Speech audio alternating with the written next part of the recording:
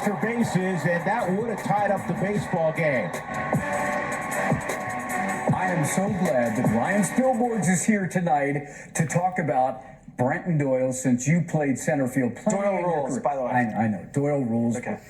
But he made a play last night in the bottom of the second inning that he's made before, which is crazy, right, Spilly? Well, I mean, this guy, first and foremost, he's a freak athlete. You see him on the field. They have him listed at 6'4". His wife was like, come on, he's taller than that.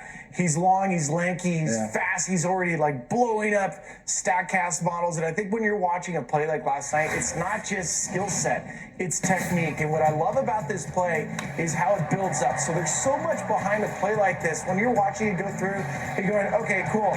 This guy just threw it really, really hard, and he threw something out at home. So what? Don't say so what. Because here's the deal.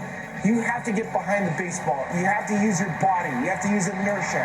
You have to throw the ball on a certain line.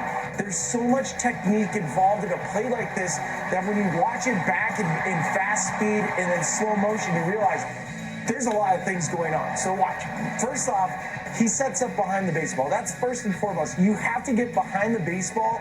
That way you can use your body through it. He also gets on top of the baseball, which means he's not trying to throw it all the way to the catcher. Yeah, people think you got to put it in the air. No, right? He's throwing on the line, 96 miles an hour, 319 feet, and then he puts it on that side, third base side, for the catcher to be able to field it. It's beautiful. That's an unbelievable play for him. We'll hear from Doyle here himself, also Austin Gomber and Bud Black on last night's play. You know, Brenton's not a secret anymore, right? I think that, you know, teams recognize his strength as a defender. I think he's the best center fielder in the league. I mean, numbers kind of back that up. So, yeah, I mean, but he changed for me personally. I mean, he did it in San Francisco right before the break in a big spot in the 6th inning, and then did it again tonight to help me, you know, first and third, nobody out, and we were able to get out of it. Pretty deja vu. I've had that play a couple of times this season already, and those are the ones that, you know, as outfielders, we kind of lay in bed and run through our head like, oh, how sick would it be to make this kind of play? And to do it here in LA in front of a pretty packed crowd on Friday night was awesome. He's got a great throwing arm with accuracy. So, again, it's something he works on.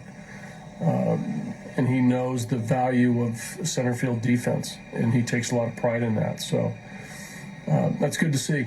You know, he's a weapon for us on defense.